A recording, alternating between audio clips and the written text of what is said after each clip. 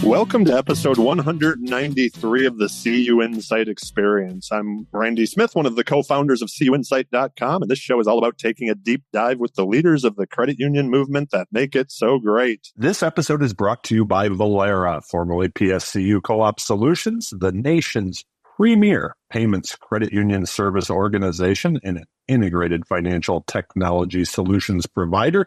Velera serves more than 4,000 financial institutions throughout North America, operating with velocity to help its clients keep pace with the rapid momentum of change and fuel growth in a new era of financial services. They also have a longtime partner and supporter of this show, so we thank them. Check them out in the show notes. Today, I'm having a conversation with Robbie Young. Robbie is the VP of Strategic Growth here at CUInsight and also a passionate advocate and speaker for mental health awareness. So if your credit union's looking for someone to speak on this, I recommend Robbie highly. This episode touches on some sensitive topics like suicide and mental health. Please take care of yourself while listening. If these conversations are difficult for you, feel free to skip today's episode. Help is available. Speak with someone today by calling 988 or visiting 988lifeline.org. With September being National Suicide Prevention Month, a time that individuals and organizations unite to raise awareness for the importance of mental health and suicide prevention. What a better way to use this platform we have here to have our very own Robbie Young on the show to have this conversation about what we as leaders can and should be doing in our organization. So with that, Robbie, welcome to the show, my friend. Thanks for being here. Hi, thank you for having me. I'm excited to have this conversation with you. I'm excited to have it too, but as you know, as we were talking before, also a bit nervous. So this can be a sensitive topic. Yeah, so, for sure. If there's nervous laughter throughout from my end, that's just because that's how I cope with things. So to start, could you give us some background for our listeners who may not know? You've been getting out there over the past few years talking about this more and more, but how did you come to what's that why behind you getting involved and becoming such an advocate for suicide prevention and mental health? And as an add-on, was there a moment that you kind of were like, wow, this connects also with what I do day to day in the credit union movement? Well, that's a perfect question because it truly is my why, and it really solidified my place here in the credit union industry. So in August of 2020, my family experienced the devastating loss of my baby brother, Jesse. He took his own life, and that kind of sent me into, like it does for many, a brand new world of rediscovery of who I was and how I was going to now take this grief and navigate where it had placed me. I'm a learner. I'm a researcher. I always am looking for the answer or someone to help guide me to the answer. And I read an article from a woman who had lost her brother to suicide. And in the article, she stated that siblings either do one of two things. They succumb to the same thing that their sibling succumbed to, because the instances of suicide in people who have lost a relative to suicide are much, much higher. Or they run face first into advocacy and never look back. And being an empathetic, passionate person that I am, I was like, advocacy, got it. I can do that. Go.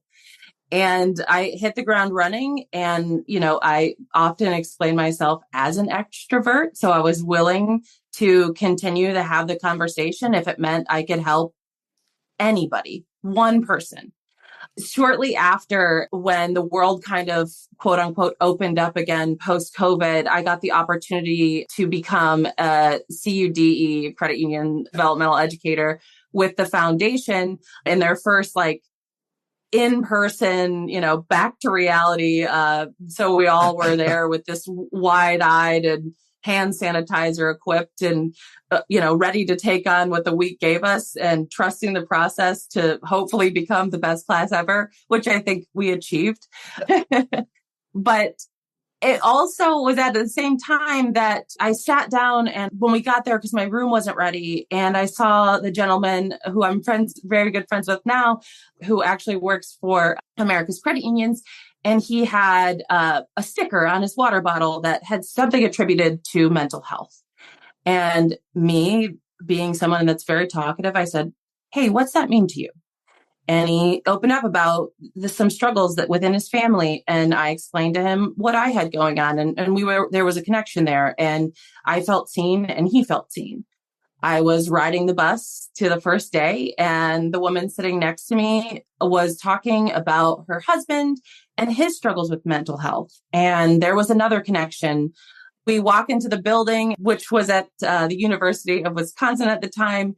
And, the whole floor had artwork. And Chad Helminick, who was leading the DE program at the time, he stopped us and he let us know that all the artwork on the floor was created by artists who wanted to explain where they were in mental health or what mental health meant to them. And again, I was like taken aback. I'm like, okay, I don't know what I believe in, but this is a lot of signs. And I could talk about this. I could make a difference for somebody. And really that just going through DE made me realize that, that everyone can talk about this. Everyone can use to hear my story. My brother, I may not have been able to save my brother, and I might not be able to save anybody else, but I can be loud enough and I can talk about it until someone feels seen and heard, and maybe we'll just ask for help. So I kind of took that as a launching off point to really marry my love for credit unions that is very apparent in a lot of the work that I do. And then also just supporting people and supporting leaders, supporting people. So let me ask you this. The end of last year at one of our MiniCon events, you were on a panel because we were talking about mental health and just overall well-being in the workplace. And just to be honest, and I remember I told you at the time, like I had some fear. I didn't want to say the wrong thing, when talking about things like this. And my guess is I'm not alone in that, it being kind of an uncomfortable topic. Maybe it's my age where we weren't supposed to talk about stuff. I grew up pre-Oprah, so, but for the leaders out there that are listening, and I talked to you a lot about it, before the last time, what do we need to know to effectively have these conversations and create an open environment in our credit union to have them? So I'll start off by saying, yes, you're not alone. There, of course, when we talk about stigma, we talk about that fact that there's a lot of, places in our society where suicide is not understood or looked at differently than other health conditions. But the important thing to take away from all of this is to have the conversation. Open your mouth, and whatever falls out will be better than saying nothing. When I remember in the weeks before losing my brother, I remember him talking to me about depression. I remember him talking to me a lot about him feeling some struggles. And I remember at the time, I can picture it. I was walking to my back patio and I had just got off the phone with him. And I thought, maybe I should send him the crisis hotline. And in my head, I thought, what if that makes him upset? Or what if that makes him feel like he can't be open to me? And I didn't. I don't regret it because you don't know what you don't know. But having taken some certifications on suicide prevention and mental first aid, asking somebody if they are suicidal will not cause them to be suicidal.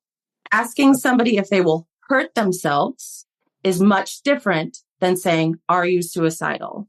Oh, someone might say, no, I'm not going to hurt myself. But if you outright ask somebody, hey, are you suicidal? There's a switch there. They're seen. Now, if they are, they're like, oh, wow, someone is recognizing that I'm having a struggle.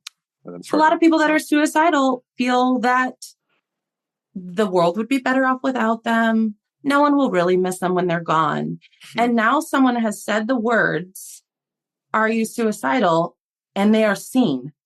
It could change the course of the decisions they make. And it might not. Yeah. But the science says saying it won't cause it to happen. It's okay to say it. The next question I'd like to break up into two parts. You mentioned the hotline, and we mentioned at the start of the show and the intro also. What resources are available to credit unions for promoting mental health awareness and suicide prevention as we talk about that here this month? Yeah. So the first one I'll talk about is one that we'll all know, the foundation. The foundation is doing a lot of work surrounding mental health and financial health and how those things work together. So there are a lot of resources on the foundation's website as far as the credit union, what you can see financially, things going on that might be triggers or precursors to people's mental state. The next one from there I'll mention is NAMI, which is the National Alliance for Mental Illness. Much like credit unions, mental health spaces love their acronyms, so you'll find a lot of commonality there. But NAMI is the largest grassroots mental health organization dedicated to really bettering lives for Americans struggling or who are affected by mental illness. They have groups, educational programs, and additional advocacy resources. That's interesting what you just said. At least it registered with me, not only for the people struggling with it, but the people that are affected by it as well. So it really is all of us. Sorry, I didn't mean to jump in there. No, that's fine. And then 988, the Suicide and Crisis Lifeline. One specific thing, like you mentioned there to note, is 988 is for people in crisis thinking about suicide, or those who love somebody or are friends with somebody who are worried that someone may be in crisis. And what 988 does, and I don't know how many people are familiar with the creation of 911, but 911 was created in an effort to make sure that emergency resources were localized. So 988's mission is to eventually get to the point where when you call 988, much like 911, the resources that you get on the other end of the phone are as local to you as they can be. That's amazing. And there's a lot of comfortability in that. I was also mentioned for 988, there is a lot of free resources that the government wants you to have by way of magnets to go on refrigerators, info sheets, things like that you could put in the lobby of your credit union, in your staff lounge, anywhere where people can see it. And it gives those resources very visually for people to see. And it's another opportunity to just connect with people and really, as a credit union, show your members and your staff that you see them and it's okay to need help and it's okay to reach out and get it. Yeah. Could you share, that's a great one that you were just, and I think that leads into my next question, is like some best practices that either leaders of an organization or organizations in general are doing well when it comes to this? Yeah. So obviously there's a lot of things. Leaders are becoming more attuned to the fact that creating that, more personal environment, because the reality is, like, I work in my home, for example, there's not much separation between my personal life and my professional life. Yeah. A lot of us were taught work and home life, and those are very different. They're not different. They're one and the same. And as somebody who has been very passionate about crafting the career and the place I am now, I worked really hard for that. That's a part of me, personally a part of me. So leaders who are taking the time to learn their teams and have more personal conversations, that can happen in a professional setting without overstepping boundaries. So we're seeing a lot more leadership reflect that, as well as, just thinking from a high level, like your employee assistance programs, those are scratching the surface and getting better. I spoke with a credit union peer who kind of got back into credit unions in a different way, works with a company called Kindly Human. And Kindly Human works to do peer-to-peer counseling. So they match you with someone who may have experience in what you've dealt with, and you talk to them. Peer-to-peer counseling works so well because all of a sudden you're not the lonely person in the room that experienced something. You're talking to someone that has also experienced it, and they might be in another place than you, which is why things that we're used to hearing, like Alcohol Anonymous or things like that, work, because they're people that recognize the place that you're in and how to help you get through that. When I think of the podcast over the years, so many leaders that have been on it. Actually, our next minicon that's coming up, who was also a guest on the previous episode of this podcast, she talked a lot about communication and how key it is. And, whether that's for strategic initiatives that you have to be able to communicate to your team, but all the way through the organization and to the members. At that point, if we were thinking of something like a new mobile banking rollout, right? Like we're communicating that all the way through. Is there a best way when we're talking about mental health and suicide prevention to talk to our teams, but also to communicate with our members as well? So when I think about talking to teams, I think about leading by example. And one example I think of recently, and I think I've discussed before in some of my conversations, but I was in a place, after having my second daughter where I was just kind of in a tailspin again. I kind of didn't know who I was. I was rediscovering who I was outside of just being two little people's mother. I was still a professional. All things had changed, but from the outside seemingly hadn't. So I feel like I'm internally struggling with this. And so I made it a point to, in our team call, say, hey guys, I'm feeling a little off. I'm not going to lie. I feel a little off. Things feel a little bit out of control. If I'm missing something, please ask me again. If you see that, if you're finding you need something extra from me, please just ping me for it again. You're not bothering me.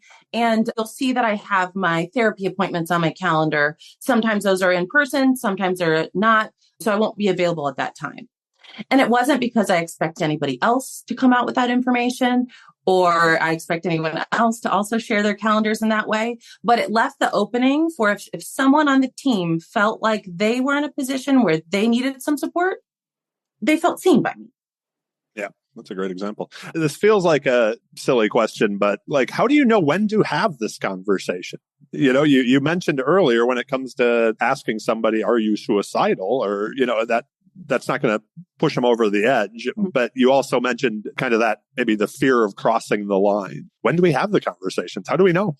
Yeah. So I think in part of developing those relationships with your teams that are, that share a little bit more personally and things like that, you'll get the opportunity to learn people. You'll discover kind of what they're interested in or what they do for fun or how they do things or whatever. The common warning signs for somebody who is in a crisis is kind of, they can be change in hygiene, change in coming to work. It can be a change in their overall demeanor. Sometimes you'll see people that all of a sudden become euphoric, or you'll see people that really withdraw. So really it's about, there's never anything wrong with just saying to somebody like, how are you? How are you doing? And kind of navigating the conversation from there. Nobody is and I am not asking anybody to save anyone at all. Right. But just be a resource if you can. If you're in a place where you can do it, be a resource.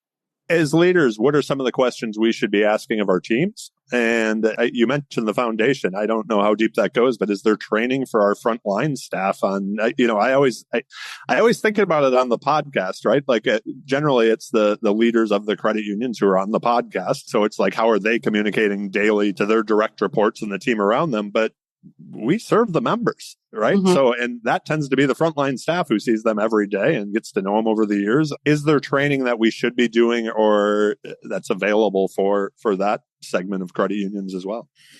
It's interesting that you should ask that because that was kind of one of my, what else could I learn rabbit holes. And so at the end of last year, I became a Talk Saves Lives presenter for their Out of the Darkness conversation. And this is a lunch and learn style free presentation. I was trained by the American Foundation for Suicide Prevention to give this. It can be virtually or in person. So there is a training. It's you're saying. Awesome. Well, so I'm able to give it to any organization interested in getting more resources on warning signs and things you can do and whatnot. And then, of course, you could take the steps I took and learn how to present that yourself. There is a litany of other opportunities based on industry or demographic, because we know that our LGBTQ plus communities are affected differently than some of our people of color communities and things like that. So there's a lot of nuances to it and different places where you can specialize if you'd like. So the resources are there. And honestly, if anyone reaches out to me, I might not know the answer, but I'll find it. And I have a very good connection with the American Foundation of Suicide Prevention and could definitely push you in a direction to find the answer. We will link to all of this and so much more in the show notes. We'll have Robbie put those together herself for us. So, one thing that you just said when you mentioned LGBTQ plus and, maybe different ethnic groups, there are culturally differences as well. That kind of, just as you were talking about that, I'm like, well, there's a stumbling block for a leader out there who's thinking like, you don't want to offend somebody's culture either when you're talking about things. So is that something we should be worried about? Or am I like, again, just trying to make roadblocks that don't need to exist? I think that it's something to be cognizant of, but also I kind of go back to start the conversation, have the conversation. If you're a well-meaning person and, you're coming to somebody with empathy and consideration, even if you say something wrong, it's better than not saying anything at all. Just doing a lot of listening can be the best way to kind of develop yourself as a leader in these conversations, because people just want to be heard. People want to be heard. They want to be seen. And maybe that's all they need. But, as a leader, you can invite that to happen and then be ready to help find resources or do the best you can. And that's all anybody wants, is just do the best you can. So this question I often ask on the podcast in different forms, but like we at CUInsight just a couple months ago had our strategic planning session where we're all together in person. In pretty much all organizations and credit unions, we tend to like to measure results, and what we put out strategically tends to be what we really prioritize. At least we hope so if we're doing a proper strategic plan, right? So how do we, I guess, maybe this is a two-part question, but like, how do we not only create that culture in our credit unions that values everything that we're talking about today, but like, how do we measure the results that it's working? How do we make it should it be a strategic initiative, in your opinion, that credit unions are talking about while they're holding their strategic planning? And if we're sitting down a year from now, how do we know our efforts are working? Mm-hmm. I think that one good measure we're seeing right now, especially when we talk about, the war on talent and how leaders are, seeing turnover like crazy, is there's been more unprecedented times in the recent years than I think could even be applicable to be unprecedented at this point. Like at a certain point, like, is it just a Tuesday or is it actually unprecedented? I don't know. So I think just realizing that all teams are dealing with a lot right now, whether it be seeing their members fall on economic distress or seeing the world, have struggles. And these things are just hard. And the reality is there's a lot of people going through it. It's part of the human experience. We just need to, like I mentioned before, start the conversations. But in a year from now, like, are your teams still coming to you and talking to you with these things? Are you still including this as part of your conversations that you're having in your touch bases? Are you seeing any positive effects from the conversations that you've had? Is there any changes that you'd want to make based on that? Just always using it as a living plan. It's always changing, evolving, might need to be different all the time, but you're trying. I'd like to move on to some questions that I ask most guests about leadership. It's one of the things I obviously love about the podcast. I get to pick the brains of all you smart people out there. The first question I have here is, and it's one I've been asking the last couple of years on the podcast, but what's the greatest investment that you made in your career? And, the example, Warren Buffett said Dale Carnegie speaking course. Is there something when you look back on your career and you're like, ooh, I wouldn't be where I was today if I didn't do X? This might sound a little selfish, but after I lost my brother, I decided that I didn't feel like I operated as well as I felt my peers did. I didn't feel like I just had a organization or a grasp or whatever that everyone who I felt was very successful did. And, in my research, I had found some correlations with maybe having ADHD. And so I was like, you know what? I'm going to find out if I do have that. Sure enough, I do. I'm a late diagnosed adult with ADHD. And it changed me as a professional. It gave me clarity as to why I do things or why I'm different than others. Not in a not all bad, not all great, but it really allowed me to learn myself and discover what worked for me and what didn't. I thought I wasn't, somebody that could do traditional education, and that's not the reality. I'm a fairly smart person. I just couldn't do it. Everybody else was doing it. And now I know that. And that really changed who I am professionally. And it gave me a confidence that I just did not have before. It has been noticeable over the last few years. Good job. What do you think makes a great leader today in 2024? I think it has a lot to do with a lot of things I've been talking about. Are you willing to listen? Are you willing to invite the conversations? I didn't know, and I'll brag on a leader that I know pretty well for a moment. Lauren has seen me at many different stages of my professional self and has met me where I was each and every time. And I don't know how she does it, because I think I needed to be led different, probably on so many different occasions. And each time she figured it out and she did it. And I am immensely grateful for that. So it's really just being adaptive and just being okay with needing to change and do things different or learn things a different way. There's nothing wrong with that. It's exciting. It's a journey. The Lauren you speak of is Lauren Culp, our CEO, and she's been on the podcast a couple of times. So we'll link to her episodes as well in the show notes if they want to learn more from her. When it comes to mental health, how should a leader navigate the mindset that some credit unions have? I kind of adapted this question to be more specific to what we're talking about today, but there's the two different sides. There's, like, in general, when I'm asking this question, it's the idea of it's not something we do. This is the way we've always done things, right? That idea, and you kind of mentioned it earlier, where it's like we deal with people's finances, not their mental well-being. It's none of our business. That type of mindset that maybe the leader doesn't have that mindset, but other people, whether it's their board or employees of the credit union, may. What tips would you give to a leader that's trying to navigate that mindset of people that just don't think this has anything to do with us?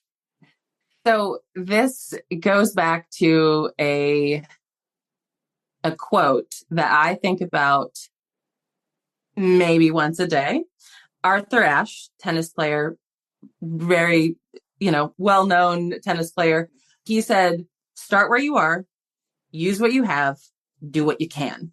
Yeah. And to me, when I'll be deep in, a stressful thought or things like that, or, I want to change the world. But the reality is it's a big world, right?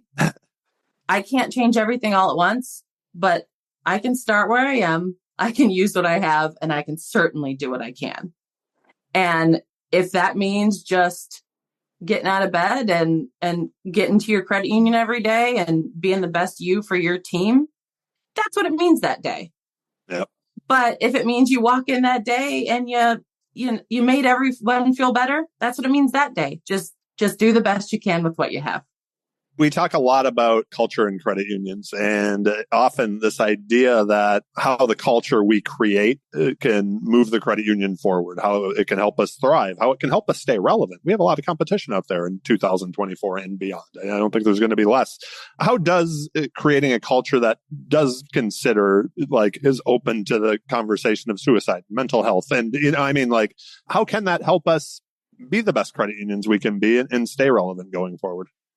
Well, the reality is when we're able to connect with our members or our teams in this way, you're creating a change or an experience for someone that may be unlike one they've ever had. And people will remember that. Whether or not they'll leave a review or tell somebody, they'll remember what you did for them. And I don't know who listening has gotten the privilege to go to the Herb Wagner dinner, for example.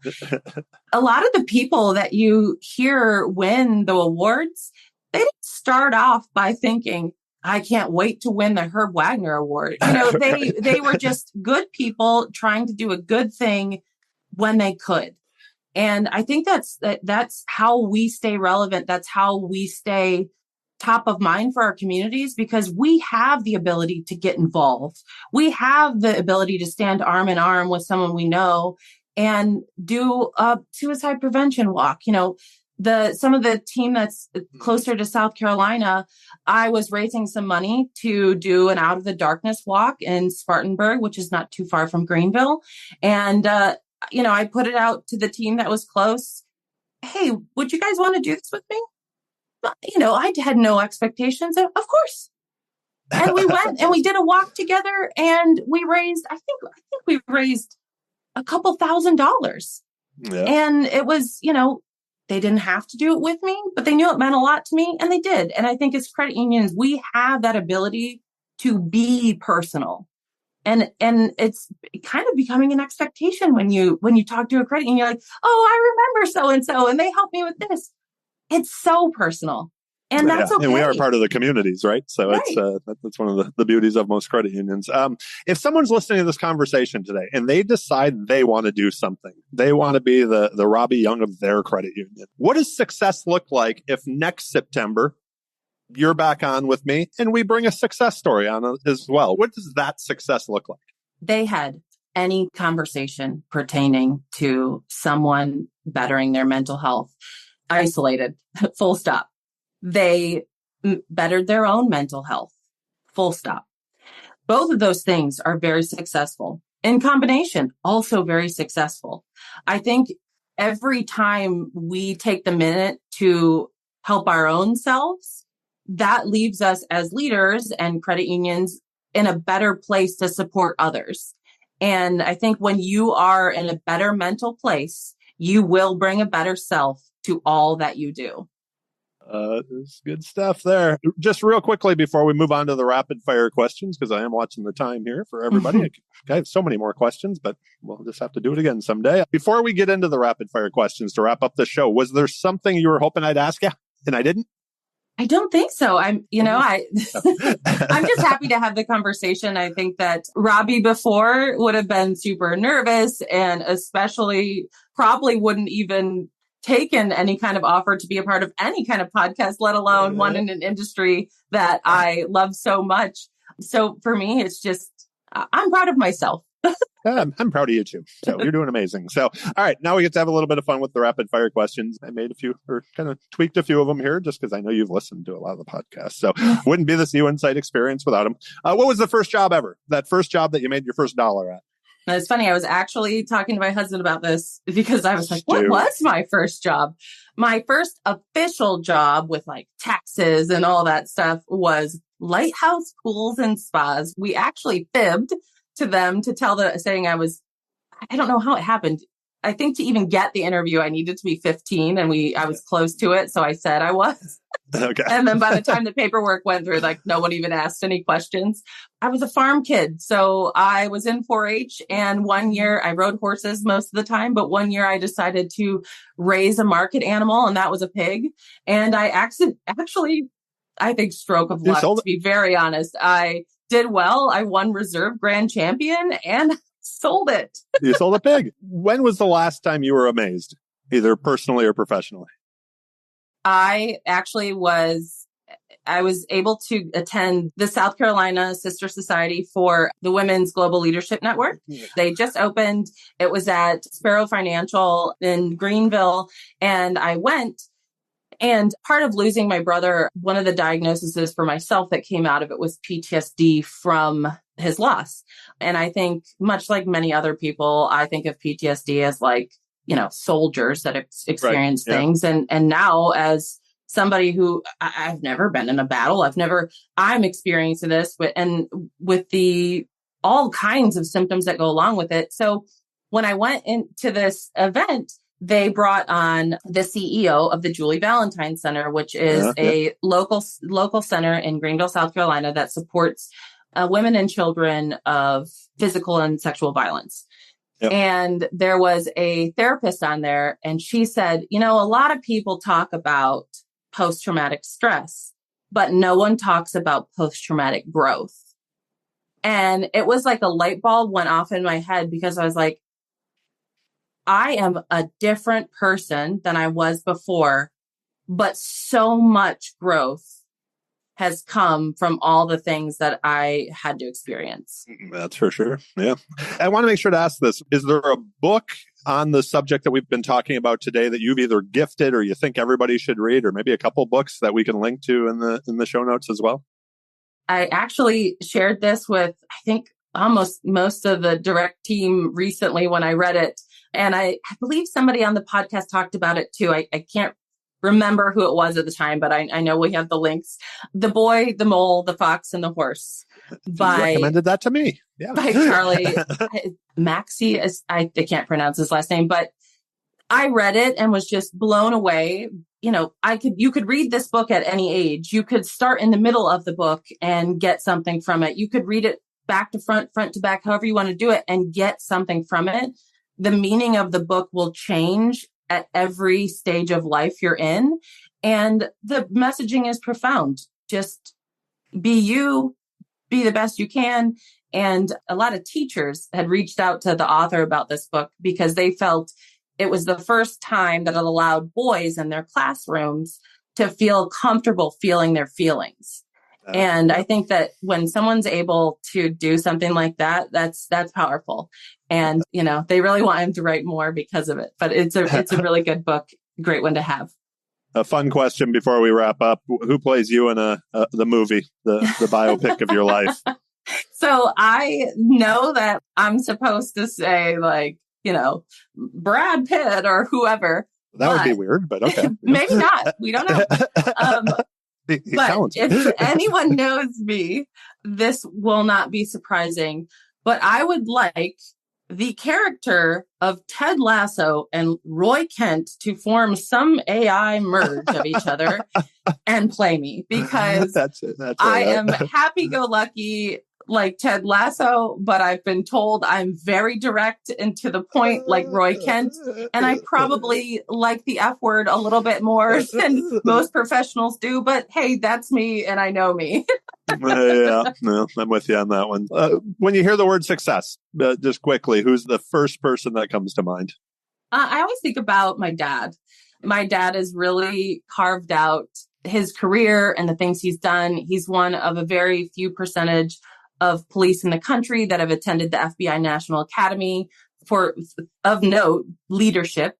And so going in the position in the way I did compared to his career of being a police officer, I didn't think there would be much overlap.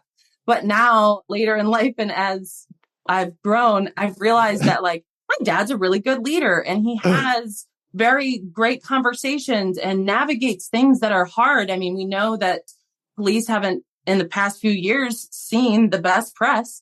And he knows that. And I come to him with hard questions sometimes. And I'm like, what are you doing about this, Dad?